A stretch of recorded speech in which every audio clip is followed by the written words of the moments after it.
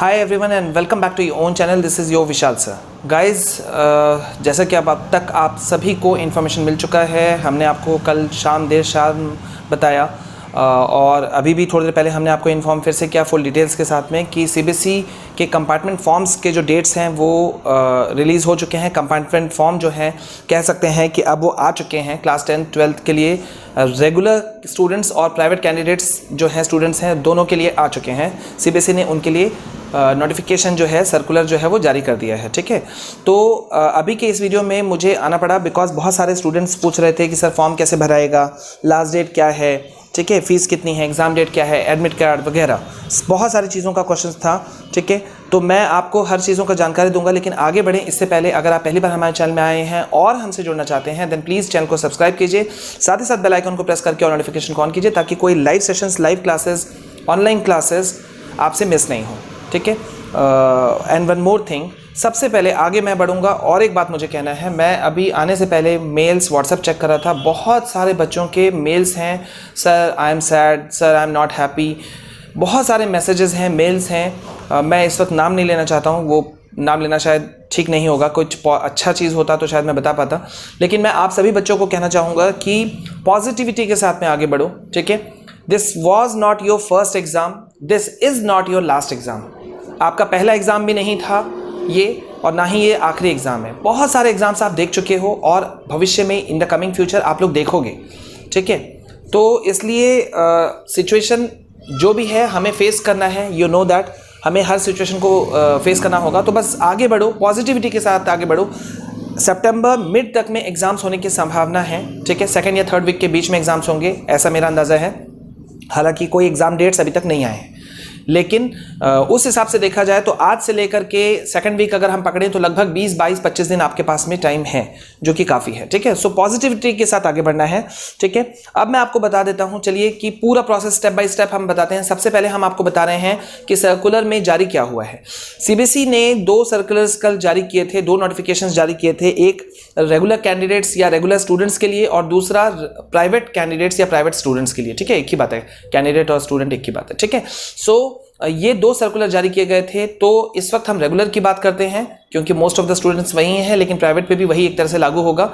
ठीक है, जो रेगुलर स्टूडेंट्स हैं वो सर्कुलर्स एक्चुअली में जारी किए गए थे फॉर द स्कूल जितने भी एफिलिएटेड स्कूल्स हैं ऑल ओवर इंडिया या इंडिया से बाहर फॉरेन कंट्रीज में जितने भी सीबीएसई से एफिलिएटेड स्कूल्स हैं, सबके लिए ये नोटिफिकेशन था कि उनको इस अकॉर्डिंग काम करना था।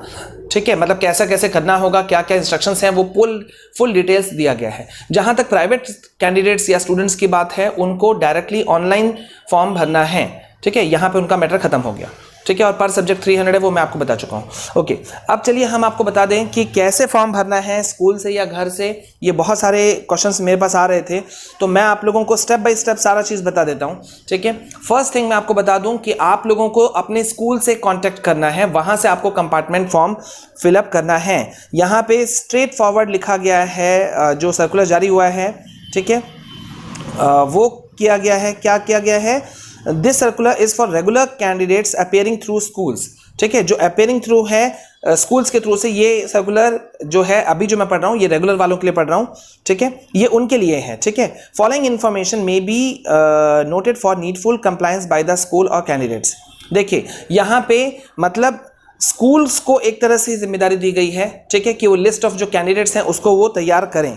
ठीक है, तो यहाँ पे देखिए स्कूल्स को साफ शब्दों में कहा गया है that schools shall have to submit LOC for compartment exam in respect of regular candidates students. ठीक है, मतलब LOC, LOC मतलब होता है लिस्ट ऑफ कैंडिडेट्स, मतलब जो पूरा लिस्ट है आपका, आपके स्कूल का, ठीक है, जितने भी बच्चों का कंपार्ट आया है, चाहे वो क्लास 10th हो चाहे वो क्लास 12th हो, तो उन लोगों को स्कूल्स को अपना पूरा लिस्ट ऑफ कैंडिडेट्स तैयार करना है, ठीक है। इसके लिए उनको कहा गया है वो पूरा प्रोसेस जो है वो पूरा अपना निकाल लें, ठीक है।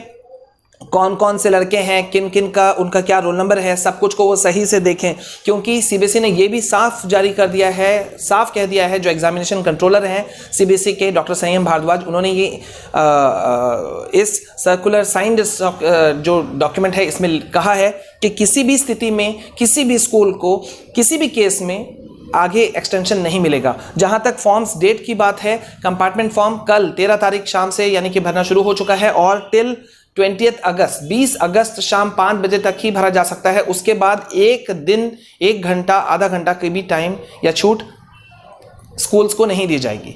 तो ये पूरी तरह से स्कूल की जिम्मेदारी बनती है और ये इसलिए भी कहा गया क्योंकि साफ वहां लिखा हुआ है सर्कुलर में कि इंटरनेट की कनेक्टिविटी मौजूद है 24 घंटा, तो इसलिए कोई एक्स्ट्रा टाइम स्पैन या चीज़ किसी भी स्कूल को नहीं दिया जा सकता। प्लस क्योंकि 15 अगस्त 15 अगस्त पड़ जा रहा है, फिर कल एक संडे पड़ जा रहा है, तो अगर कोई स्कूल ये कहता है कि सर 2-3 दिन इसमें पार हो गया, तो साफ कहा गया है कि इंटरनेट कनेक्टिविटी मौजूद है। साथ ही साथ जो भी आपको बैंक से काम करके रखना है वो आप पहले से करके रखिए, चाहे वो फॉरेन के स्कूल्स हों या India based schools, CBSE affiliated schools, ठीक है।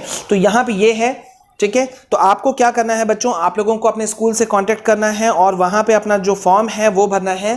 पर सब्जेक्ट जो है फीस कितनी है मैं आपको बता दूं, पर सब्जेक्ट 300 रुपीज़ है इंडिया के स्टूडेंट्स के लिए, और इंडिया से बाहर वाले स्टूडेंट्स के लिए जो फीस है वो है 2000 रुपीज़ पर सब्जेक्ट, ठीक है। ओके, चलिए अब नेक्स्ट क्वेश्चन है एग्जाम डेट। तो एग्जाम डेट अभी तक सीबीएसई ने कोई भी जारी नहीं किया है, सिर्फ ये कहा है कि प्रपोज्ड, मैं लाइन पढ़ रहा हूं, फर्स्ट ही लाइन है, compartment exams are proposed to be conducted in September. Proposed है, प्रस्तावित है सितंबर में कंडक्ट होने का। अब बच्चों अगर आपके मन में है कि सर एग्जाम्स होंगे कि नहीं होंगे, क्योंकि ये सवाल भी मुझसे बहुत पूछा है आप लोगों ने, मेरे हिसाब से एग्जाम्स लेना बहुत मुश्किल है। कैसे लेने के लिए तैयार है आई कांट से। हालांकि मैं फिर बोल रहा हूँ, आज सुप्रीम कोर्ट का है, हालांकि सरकार ने अपनी पूरी जोर लगा दी है, मिनिस्ट्री ऑफ एजुकेशन सीबीएसई ने अपनी जोर लगा दी है, यूजीसी ने अपना जोर लगा दिया है कि किसी भी हालत में एग्जाम्स कैंसिल नहीं हो। अब देखना यह है कि जो पेंडेमिक सिचुएशन है इस वक्त, 24-25 lakh cases per day, 65, 66, 68,000 cases, क्या डिसीजन लेगी सुप्रीम कोर्ट, आज फैसला लेगी भी कि नहीं लेगी कहना मुश्किल है। तो देखते हैं क्या फैसला निकल के आता है सुप्रीम कोर्ट की तरफ से, ठीक है। लेकिन एग्जाम डेट जो है प्रपोज्ड है, प्रस्तावित है, कोई एग्जाम डेट्स नहीं निकले हैं। आप लोग फेक वीडियोस, फेक न्यूज़ के चक्कर में बिल्कुल नहीं फंसना, ठीक है। और यार वीडियो अगर थोड़ा भी आप लोगों को इन्फॉर्मेटिव लगता है तो प्लीज़ लाइक, शेयर, कमेंट करो, ठीक है। ओके, चलिए, तो यहाँ पर आपका ये चीज़ मैंने बता दिया, एग्जाम डेट क्या होगा। एग्जाम डेट अभी कोई जनरेट नहीं हुआ है, सिर्फ सितंबर, मेरे हिसाब से 2nd और 3rd वीक के बीचों बीच में होने के चांसेस हैं। अगर होते हैं तो, वैसे अभी तक कोई स्कूल कॉलेजेस खुलने के चांस ही नहीं है, ठीक है। तो वो भी एक तरह से ब्लैंक केस है, ठीक है। अब आता है बात, कुछ बच्चों ने मुझे पूछा था, काफ़ी बच्चों ने, नॉट कुछ, काफ़ी बच्चों ने पूछा सर एडमिट कार्ड, ठीक है। तो आपका एडमिट कार्ड इसके लिए सेपरेट इशू होगा, ठीक है। साथ ही साथ एग्जाम सेंटर्स के ऊपर में बहुत से बच्चों के सवाल थे। अब देखना ये है कि सीबीएसई इसके लिए क्या कहता है या क्या करता है, क्योंकि होम सेंटर होने के तो चांसेस नहीं हैं, ठीक है। होम सेंटर होने के बिल्कुल चांस नहीं है, लेकिन सीबीएसई अगर कुछ अपवाद पाती है और उसके अकॉर्डिंग फिर वो कुछ अलग से करना चाहते हैं तो ये हम नहीं कह सकते। मे बी हो सकता है होम सेंटर कर दिया जाए या जो पहले सेंटर था आपका वही रहे, ठीक है। दोनों केसेस हो सकते हैं। ओके, अब बात उठता है कि फॉर्म भरने का प्रोसेस क्या है, तो चलिए मैं आपको बता देता हूँ। आपको अपने स्कूल को कांटेक्ट करना है और स्कूल के लिए जो स्टेप्स है वो मैं बता दूं। चलिए, स्कूल्स के लिए क्या स्टेप्स है, देखिए, स्कूल जो भी हैं वो प्लीज़ ध्यान दीजिए। स्कूल को करना है कि उनको लिस्ट ऑफ कैंडिडेट्स LOC को जनरेट करना है, ठीक है। कंपार्टमेंट, जो भी कंपार्टमेंट जिन बच्चों का लगा, स्कूल लॉगिन से घुस करके उनको ये निकालना है, ठीक है। Roll number, subject of candidates जो अपीयर हो रहे हैं उसको सेलेक्ट करना है, ठीक है। और उसके बाद में फाइनलाइज करना है सिलेक्शन को और note down application ID generate करना है, ठीक है। आफ्टरवर्ड्स ऑनलाइन पेमेंट इनको करना है, ये स्कूल्स का काम है, ठीक है। ये स्कूल्स का काम है, आप लोगों का काम नहीं है, ये स्कूल्स का काम है। मैं फिर से रिपीट कर रहा हूँ, ठीक है। नेक्स्ट स्टेप है enrol roll number of candidates desirous of appearing for the optional exams, details will be auto generated. Okay, जो भी ऑप्शनल एग्जाम्स में जो बच्चे अपेयर होने के लिए तैयार हैं, ठीक है, उनके रोल नंबर को इनको जनरेट करना है, ठीक है, वो ऑटो जनरेट हो जाएगा, डिटेल्स अपने आप जनरेट आ जाएंगे, ठीक है। और एट द एंड लास्ट में इनको क्या करना है, फाइनल लिस्ट जो है वो जनरेट करना है, ताकि वो स्कूल के रिकॉर्ड में वो उस चीज को रख सकें। अब यहां आती है कि जो फी पेमेंट है वो कैसे किया जाएगा। तो फी पेमेंट इंडिया में अगर बात की जाए तो debit card, credit card, NEFT या आरटीजीएस, इन चारों मोड से कर सकते हैं। डिजिटल पेमेंट करने का के लिए कहा है, वो सिर्फ डिजिटल पेमेंट ही एक्सेप्ट करेंगे सीबीएसई इस बार, ठीक है। फॉरेन में जो जितने भी हमारे स्कूल्स हैं सीबीएसई के, उनके लिए है डेबिट कार्ड, क्रेडिट कार्ड या स्विफ्ट अकाउंट से करना है, ठीक है, डेबिट कार्ड, क्रेडिट कार्ड या स्विफ्ट। ओके, और यहाँ पे देखिए स्कूल्स के लिए इंस्ट्रक्शंस हैं कि पेमेंट करने से पहले स्कूल्स को अपना एलओसी, लिस्ट ऑफ कैंडिडेट्स जो है उसको निकाल लेना है दोबारा चेकलिस्ट करने के लिए। एक बार फीस पेड हो गया, ठीक है, उसके बाद में सिर्फ final list of candidates he print निकलेगा, मतलब उससे पहले ही करेक्शन हो सकता है, फी पेमेंट करने से पहले, ठीक है। और उसके बाद में कोई भी करेक्शन ऑनलाइन या किसी भी तरह से नहीं होगा किसी भी स्टूडेंट के लिए, ठीक है। अब जहां तक बात आ रही थी कि बैंक रिलेटेड ट्रांजैक्शन जो है, जो भी चीज़ करना पड़ेगा, अगर कहीं एनईएफटी या आरटीजीएस में अगर कहीं ज़रूरत पड़ा, ठीक है, मोस्टली डेबिट और क्रेडिट कार्ड में तो ज़रूरत नहीं पड़ेगा, लेकिन अगर एनईएफटी के थ्रू से जा रहे हैं बैंक्स या आरटीजीएस के थ्रू से जा रहे हैं, ठीक है, तो उनको रेडी रखने के लिए कहा है सीबीएसई ने कि वो पहले से सारा चीज़ रखें। बैंक से कांटेक्ट करने से पहले क्या क्या चीज़ रेडी करने के लिए कहा गया है कि वो कौन सा मोड ऑफ पेमेंट चूज कर रहे हैं, स्कूल्स को ये रेडी कर रखने के लिए कहा गया है। Then fees reference number, third कितना अमाउंट डिपॉजिट कर रहे हैं, फोर्थ डेट ऑफ डिपॉजिट, कब डिपॉजिट कर रहे हैं वो पैसा, इसको रेडी रखने के लिए कहा गया है। Branch where amount was deposited, कहाँ ब्रांच में, किस ब्रांच में पैसा जमा करना है उसको सोच करके रेडी करने के लिए रखा गया है।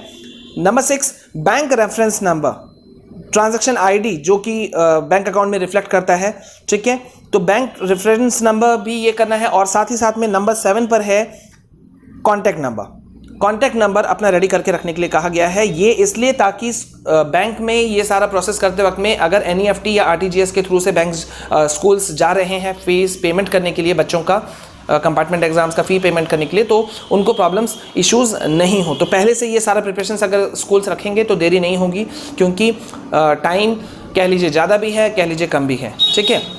ओके, अब कुछ बच्चों का सवाल था सिलेबस, ठीक है, कि किस तरह से पढ़ें। तो बच्चों देखो, मैं ये बोल रहा हूँ कि आप ये मान के चलो कि अगर बाई चांस एग्ज़ाम होता है, ठीक है, तो हमें एग्ज़ाम तो देना है।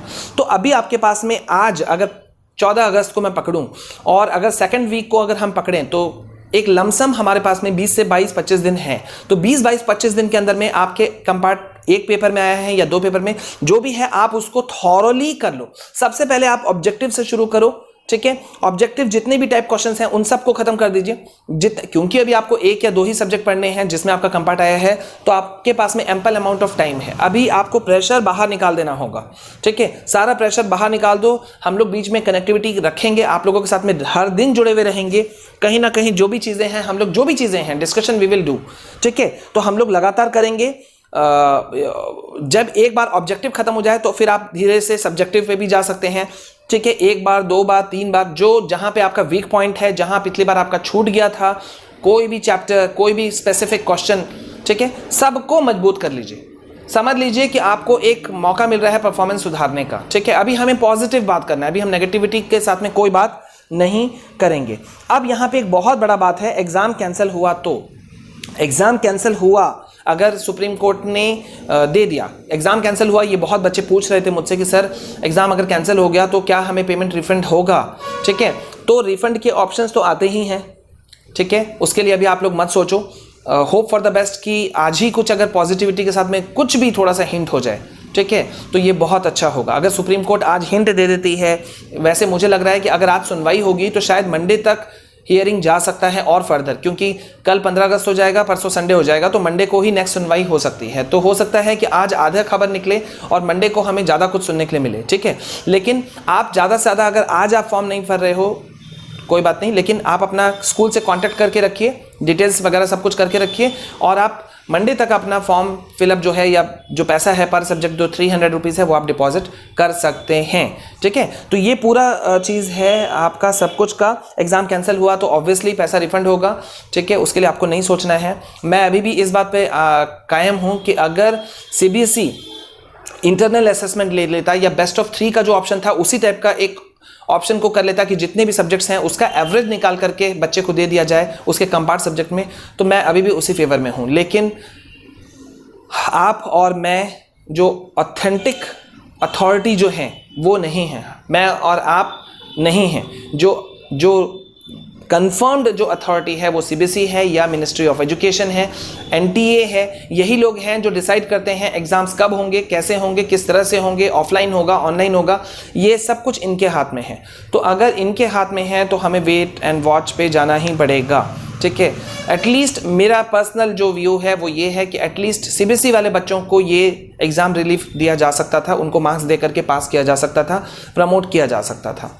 ठीक है, और वो भी स्पेशली इसलिए भी क्योंकि ज़्यादातर जो कॉलेजेस में एडमिशन डेट्स हैं वो 20-25 अगस्त के ही डेट्स दे रहे हैं, और अगर वो एग्ज़ाम अभी जैसा कि CBSE ने कहा कि सितंबर में होगा तो इट विल टेक टाइम। तो ये मुद्दा है। ठीक है, लेकिन हमें वेट एंड वॉच की नीति पे रहना पड़ेगा। तो आई होप कि आपने सारे इन्फॉर्मेशंस को ले लिया है। ठीक है, आप जो भी फॉर्म फिलअप करेंगे वो ऑनलाइन कीजिएगा। ठीक है, सारा प्रोसेस आपको, स्कूल्स आपको सारा चीज़ आगे हेल्प करेगा। ठीक है, अगर कोई भी फर्दर आपके मन में कोई क्वेश्चन है तो आप मुझे मेल कर सकते हैं, कमेंट सेक्शन में ज़रूर कीजिएगा। वीडियो से थोड़ा भी फ़ायदा हुआ तो प्लीज़ लाइक शेयर कमेंट ज़रूर करना। और अगर पहली बार हमारे चैनल में आए हैं, हमसे जुड़ना चाहते हैं ऑथेंटिक इन्फॉर्मेशन, अपडेट्स वगैरह सब कुछ करने के लिए, लाइव क्लासेस, ऑनलाइन क्लासेस के लिए, तो प्लीज़ चैनल को सब्सक्राइब कीजिए, बेल आइकन को प्रेस करके और नोटिफिकेशन को ऑन कीजिए।